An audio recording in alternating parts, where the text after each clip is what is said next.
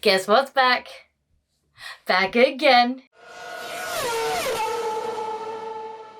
Formula 1 2022 is officially kicked off. We've officially started. The first season is literally just around the corner and all of the pre-season testing is done. We have seen the cars. We have a prospect competitive order and oh my god, is there a lot of news to go through. So let's get started, take a walk down the grid to look at how the different teams have taken on the regulations, talk about some big news that's happened ahead of the start of the season, and kind of get us geared and ready for the Bahrain Grand Prix. What I think is awesome off the bat is that we have 10 completely different cars. I say completely, right? At the basis, they're the same. But every team has done something different, and that's so cool to have 10. With the regulations we've got, it's just cool to see that there's still enough leeway, there's still enough room for exploration. We've got the weird kind of vents down the side pods of the Ferrari. Everybody's side pod intakes and the above head intake, air intake are different sizes. Mercedes got some weird little winglets on their wing mirrors. Red Bull's gone funky on the front wing. It's just everybody seems to have done something different. And I really like that. It's been a while, I think, since we've seen the cars look quite so different. Even like back in 2014 when we had the weird noses, there was like one of two noses, maybe three noses that everybody up and down the grid was using. So it's just nice to see like 10 very different cars. Everybody's tried something different. Everybody is using black paint sufficiently well to try and mask what they've actually got going on in certain areas, which is a little bit confusing when you're looking at images, but it's really cool to see such a diverse grid. And I'm super excited. I think we're going to have a lot closer racing. I think we're still going to have a front of the grid and a middle of the grid, but I think we're going to have a front of the grid and the middle of the grid. I think that's going to be the only two kind of blocks. I think there's going to be more cars up the front of the grid if testing is anything to go by. Now, off the bat, I always take testing with a little bit of a pinch of salt because you never quite know what people are running. You never know what strategies people are on or what weighting or what well, you know what tyres, but you don't know what fuel loads they've got. You don't know if they're doing long sims or quali laps, or if they're going out at the end of a session to steal a fast lap, or if they're going at the beginning of a session to try and get a fast lap. Everyone also tries to not have the fastest lap in testing, which seems backwards, but also makes you the team that doesn't have the target on their back. So it's you just kind of have to take test times with a pinch of salt. Just kind of see, reliability is one of the main factors I look out for in testing, as well as getting a feel of how drivers are handling the car, kind of what they're saying, if the really big buzzwords they were saying before they got the car on track against the others remain, or if they kind of change their tune. Now, Mercedes take on a wing of their own because they're always very good at saying, we are no good now, we've taken a massive step back, everyone's ahead of us now. And going into the season as the reigning Constructors' Champions, it is something they've done for the last few years, and most of the time that hasn't been the case. They have been the dominant team, apart from last year. Last year we maybe started seeing Mercedes come down a little bit of a slippy slope, so let's see. They did have their problems. Most teams had problems in pre-season, which I think is all to do with the new regulations, the change of the cars. This is all, you know, the cars are very differently shaped. They're now handling the dirty air off the back of other cars very differently than they have before, and that will be affecting performance in ways that maybe weren't predicted or were predicted or are feeling more or less than were predicted. It looks like we've got Ferrari coming back up the grid. Now they came out, when they released their car, they came out with a lot of big words and a lot of bold statements. And actually this time it feels like they might have a car that may be able to stand up to those words. I think Binotto may be on his last legs if they don't, especially with the assertiveness that Ferrari came out with at the beginning of the season. Ferrari definitely looking good. They had a lot of quick times on the board, not a lot of stoppage either during the testing as well. So it looks like quite a strong car, and the handling of the car looks quite smooth, quite nice for the teams. So we'll see if that kind of reigns true, or if there are other teams on the grid that haven't quite shown their true colours. McLaren also looked like they were strong. The second test hasn't been great for them, so we'll see what happens over Bahrain. But off the back of the Bahrain test, it does seem like they've got a little bit of work to do to find some finer tuning and some finer pace and stuff, and kind of work out what it is. I think this is the cool thing, because all of the cars are so different. Somebody's going to have done it better than the others. And then what you'll start to see is the other teams try and copy things, like potentially the little winglets on the Mercedes wing mirrors, or the little vents on the side pods from Ferrari, or the fancy front wing off of Red Bull. You'll see other teams try and kind of copy that as the season goes on, especially in these first few races, as we start to find out who's done better, whose aero package seems to be better than the others. Obviously we have the engine freeze, which is a little bit confusing because now Honda are staying around. After all the faff last year or the year before, whenever it was, about Honda wanting to pull out and Red Bull feeling like they were going to be on the back foot because they didn't have the means to develop the engine. So then Honda sold them like the schematics of the engine so they could develop it, but the FIA did the engine freeze anyway up to 2025.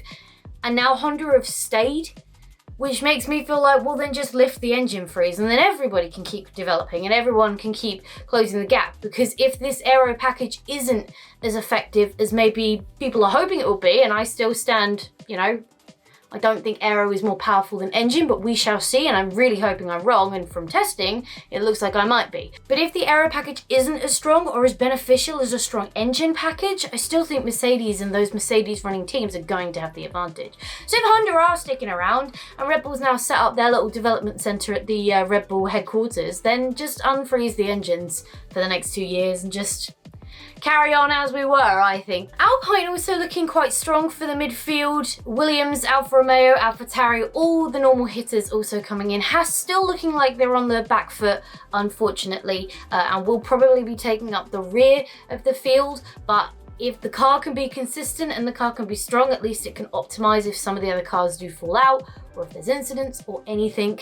And that little segment leads us quite nicely on to most of the news that we have to discuss before the season and why I am currently wearing what I am wearing. Obviously, everyone's aware of the situation that's going on in Ukraine and Russia. Everyone is aware of, well, basically what's happened is the Olympic Committee banned all Russian Paralympians from taking part in the Beijing Winter Olympics this year as kind of a stance to say, we don't agree with the war that's going on or the invasion that's going on or anything there that's going on.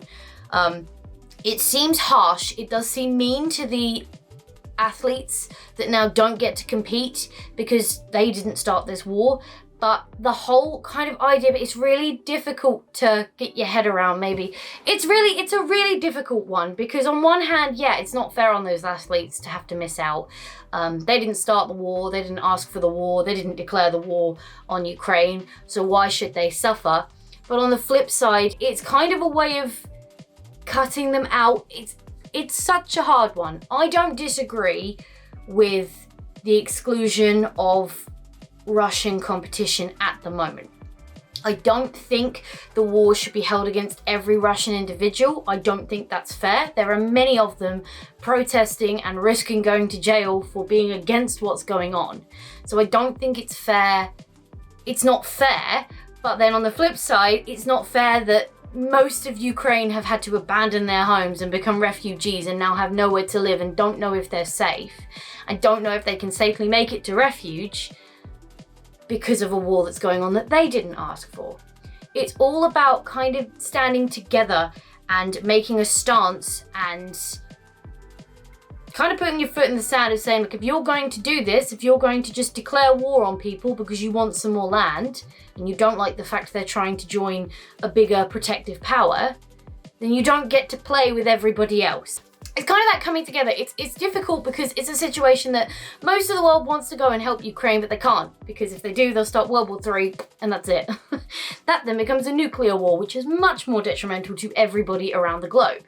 So it's really difficult to want to get involved but not be able to. And I feel like these little things are ways that you can kind of put the stance down and be like, this is not okay. The world is telling you this is not okay. Stop it.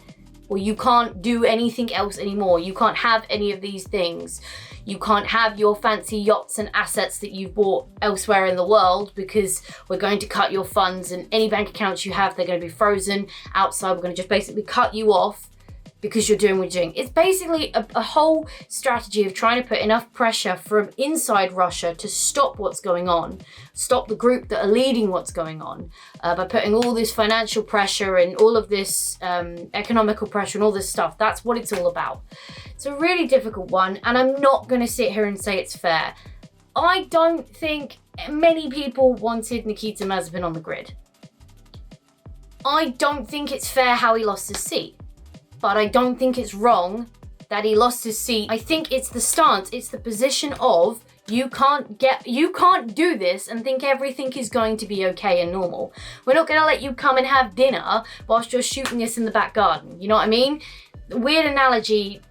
It's a really difficult topic, and I certainly am not the most knowledgeable person, and I'm not sitting here trying to pretend to be, but that's kind of my feeling. It's not fair, absolutely not, but I do think at the moment it's the right thing to do. Because they are now gone, Haas now has Kevin Magnussen back in the car, which is fresh. I personally think that this is what Haas should have done last year. I don't think they should have had two rookies in the car. I think car development, especially when you got a car that's so out of touch, so off the pace even, is more what I meant.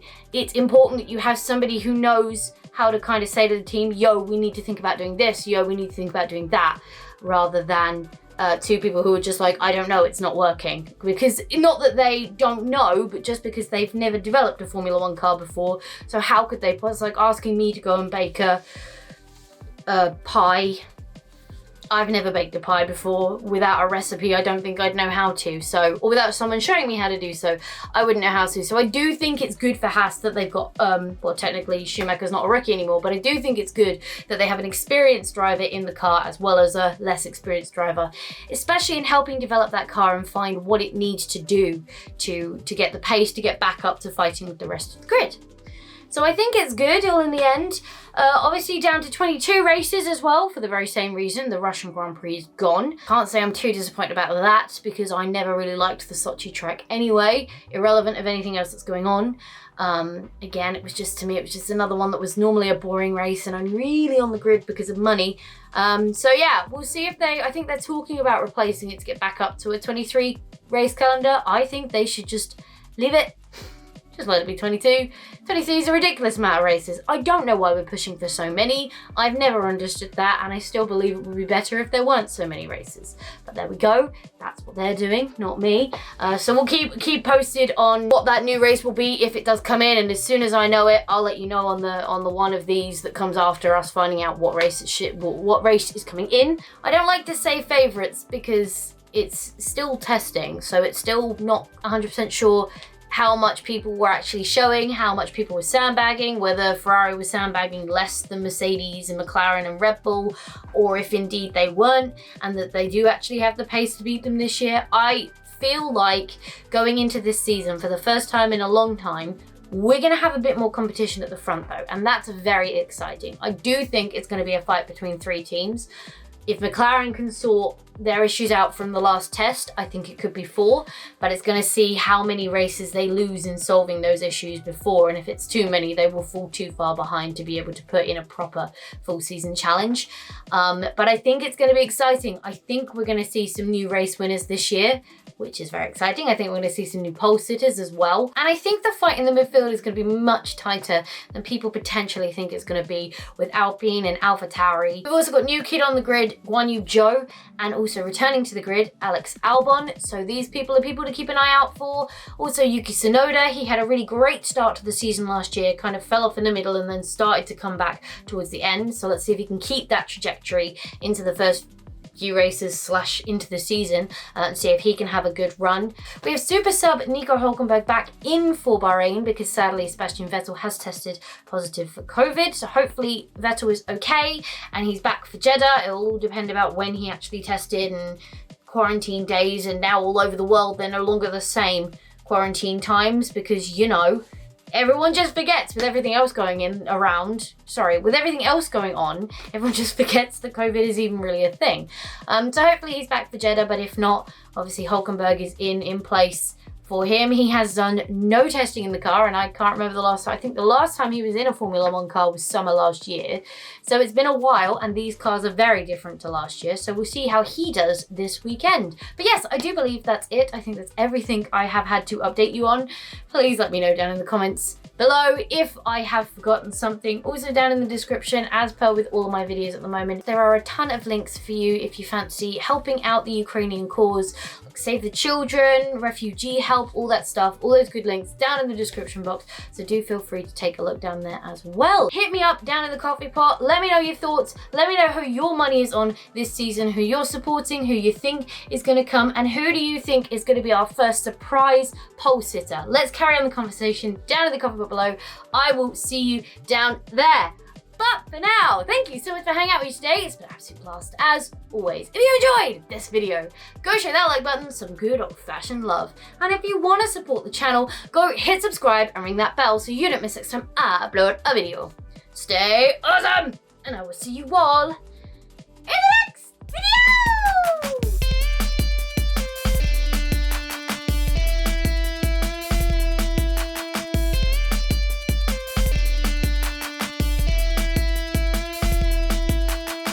I am confident I've forgotten something. There was so much news came out in 2 weeks.